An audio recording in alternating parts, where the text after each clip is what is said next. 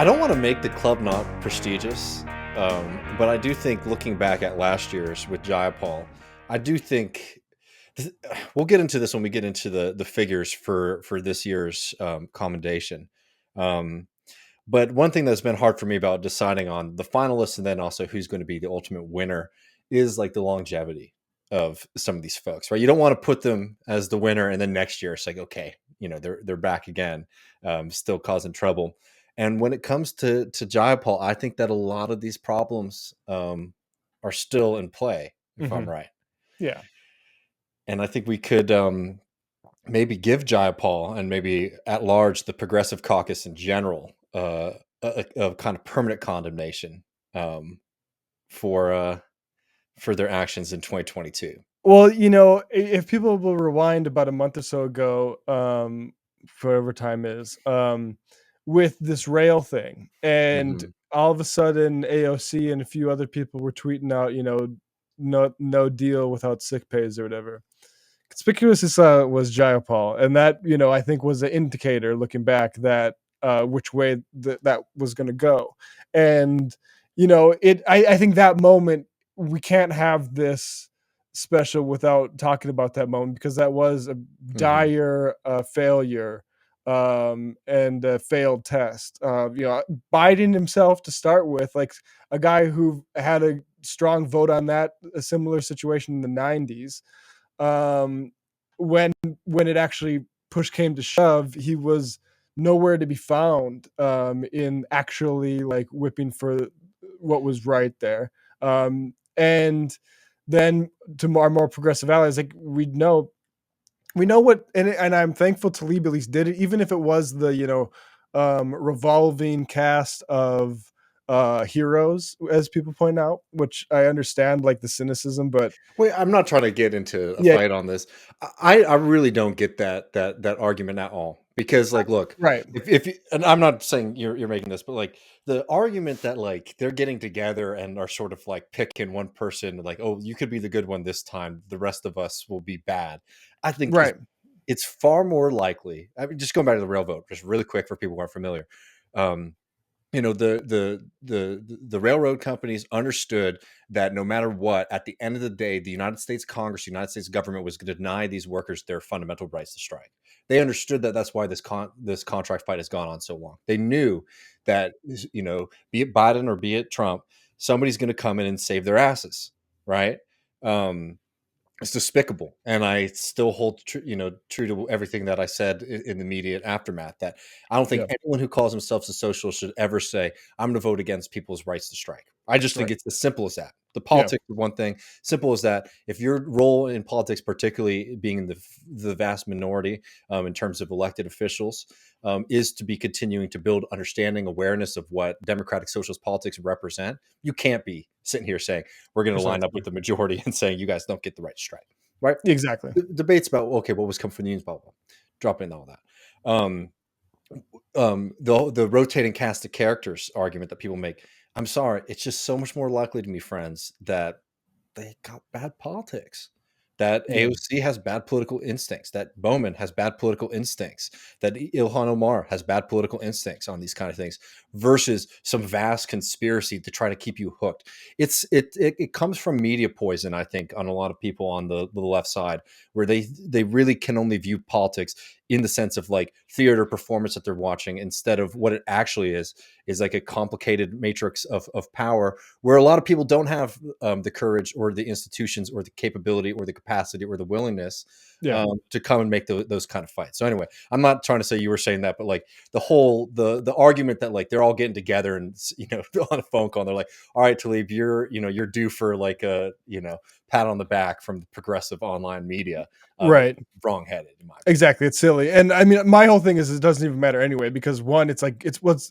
I'm glad to have that principle sort of elaborated by a member of Congress because I think it shows the rest of them where they Hmm. should have been, and it's very simple to say like right, like if you were hypothetically cornered in an elevator with Ilhan, you could just say, "I wish you voted like Rashida." And Hmm. Yeah. you don't need to say anything more than that. And then we have the other conversation, which I feel is one that's harder to have, which is like with the unions themselves and the union leaders, because it's very clear that the squad, I think, was felt comfortable doing so because they had ex union leader talk to me and said this, and we did this, right? All like that basically Ryan Grimm's reported, and that's a problem within unions that I think is one that's harder to speak to as a YouTuber, frankly.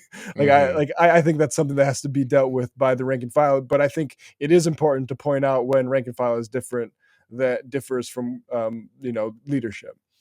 And I think that's true. And again, like going on to like the kind of projects and things we got to build on the left.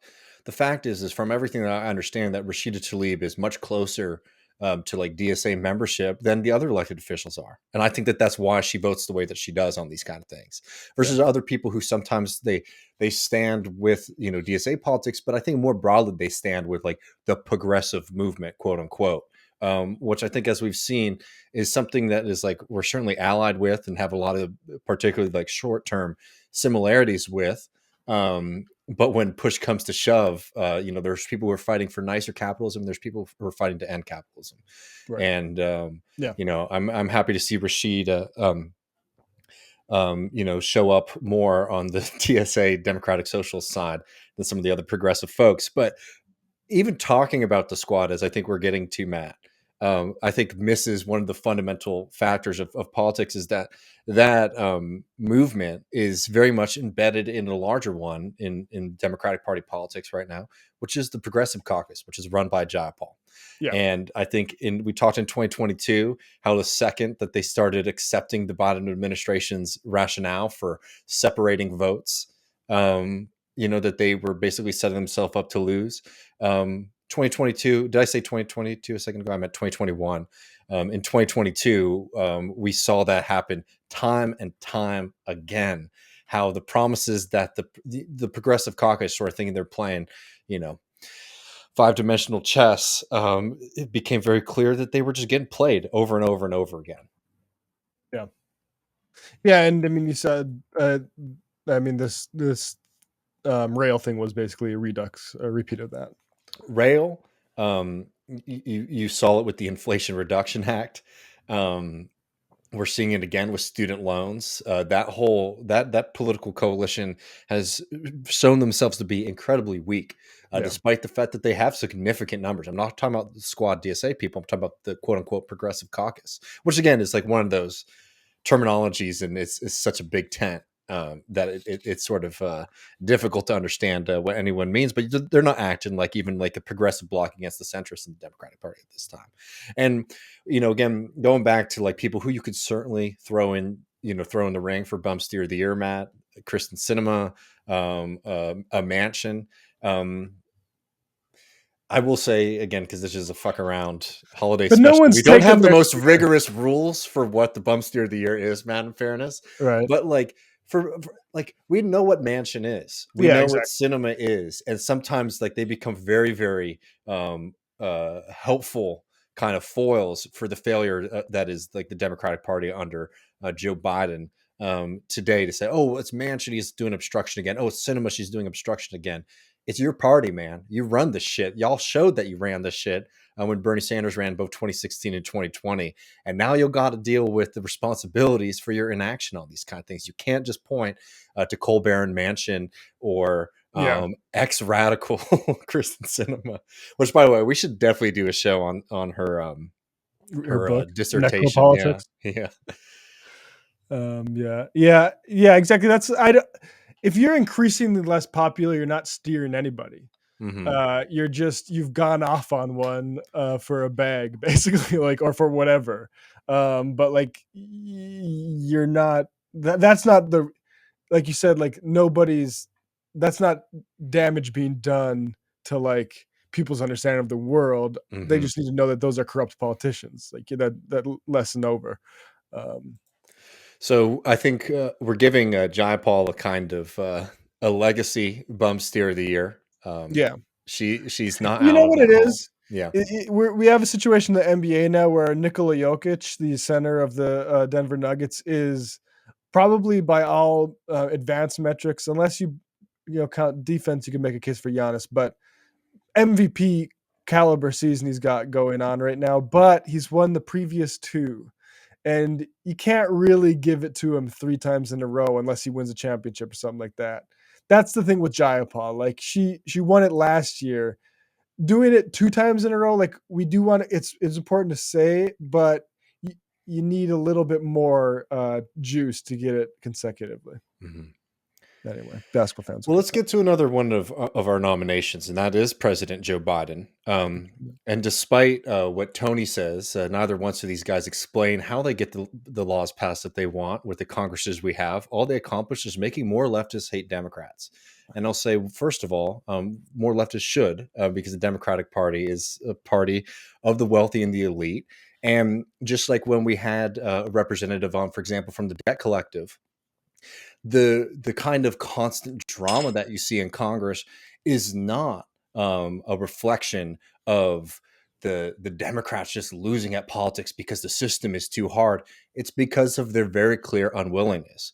So when it comes to student debt, that's something that Joe Biden could cancel today.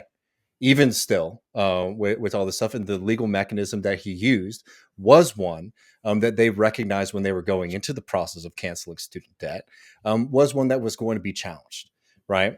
Joe Biden has the legal authority to cancel student debt. He did back in August. He does today. He doesn't.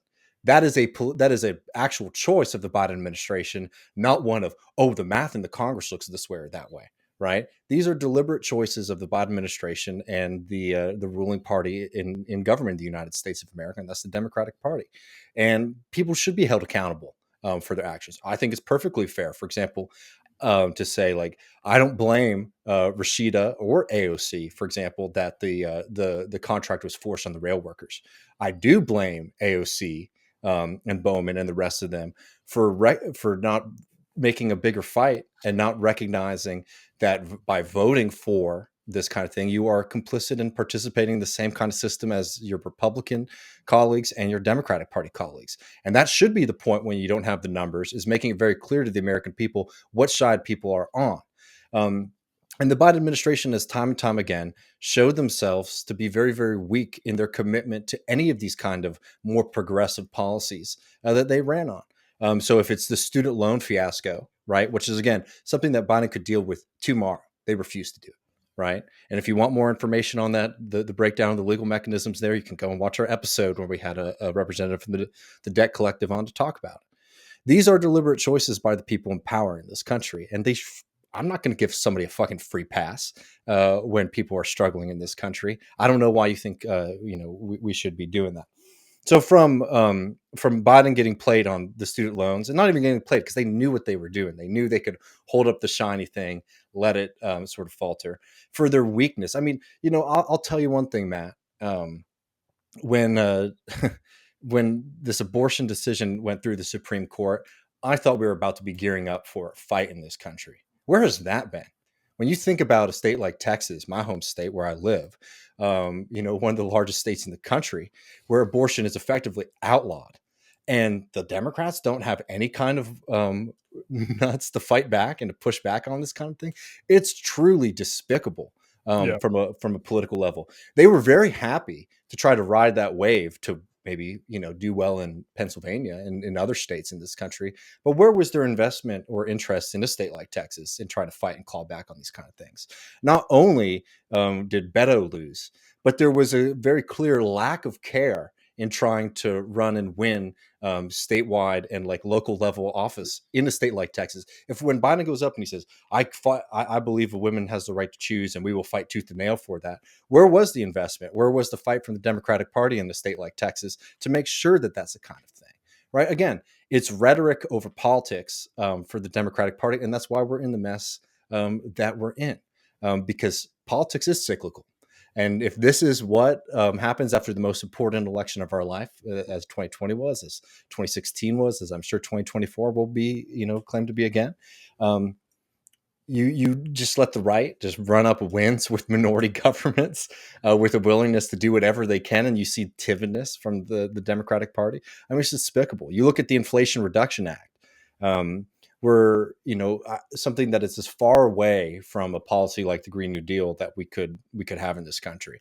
Something that not only shows a lack of commitment to decarbonization from the Democratic Party, but a lack of willingness to actually even just do state policy on any kind of level. If you remember, the Inflation Reduction Act was primarily an incentive bill, right? As far away as you could get from a FDR, LBJ version of Democratic Party politics, saying, well, if we get the price right, if we get the tax incentives right, we're going to get the things that we want.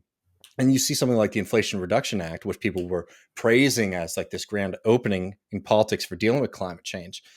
The real worry is that that's something that sort of deflates any kind of serious environmental movement in this country. Again, this is not the numbers in Congress. This Yeah. is political strategy from the Democratic Party. This is willingness of the Biden administration and the people who run that party, who have made that party as hostile to working class and more democratic in the larger sense, not in the stupid Democratic Party sense, but in the sense of like bringing power back to the people. You've seen a party that's trying to close, like a legitimate question in the 2020 Democratic Party presidential primary, Matt, was whether or not you will respect the outcomes of that vote, right? They said, this is a private corporation. We can do whatever we want. Fine. Then own your shit. Own what your politics end up being. And their politics end up being this kind of feckless, half-assed bullshit that is one foot on the gas pedal towards very serious collapse and more devastation for working people in this country. Yeah, I mean, I don't think there's any point to depress, say, voter turnout, which is what this anxiety is all about when people say this stuff. Like, oh, you didn't depress turnout. Like, first of all, there's no evidence that that's happening. But two, like, because like you look at all these things do rebound to the fucking Democrats' benefit, whether it's the George Floyd protests or the abortion thing. And the problem is like, okay, people are just going to be descriptively accurate about what it actually means.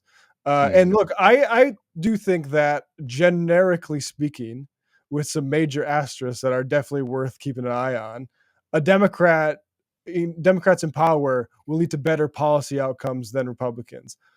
But that said, I do think the major reason that I would sell somebody for preferring that, like say, hey, does my vote matter in the swing district? Should I go out and vote for a Democrat? Like, I think it's better to have Democrats in power because I think when they do make decisions that are for the bosses, it's clear and they can't just blame the fucking Republicans on it. Well, Yeah, go ahead. no, I mean, I hear your logic, but I will just say, that thesis also only makes sense if people in the movement, and particularly like progressive left-wing media, is willing to make that kind of criticism, which you see But more and and more people are afraid of doing that. that's why the rail thing was so problematic because it became you know PR Yeah. and yeah but I mean even that image like that's something we're gonna have to fucking deal with honestly is the Mhm. progressive wing and union leadership and how well like that we were like any movement that we're ever going to go through you run this simulation of 100 times that's like a fucking tension that we were going to have to run up on and it's probably one we're Mhm. going to have to run up on again and again until Mhm. like basically Jonah Furman reports that all these motherfucking leaders have been voted out and they're all like Leninists now and Yeah. right so it's like that's but um yeah I just bro like just be happy that you turned back um the fucking midterms Yeah. like and if that's all your activism is like supporting the fucking bullshit justifications for breaking strikes because in the interest of like the future electoral power like this place isn't for you Mhm. really.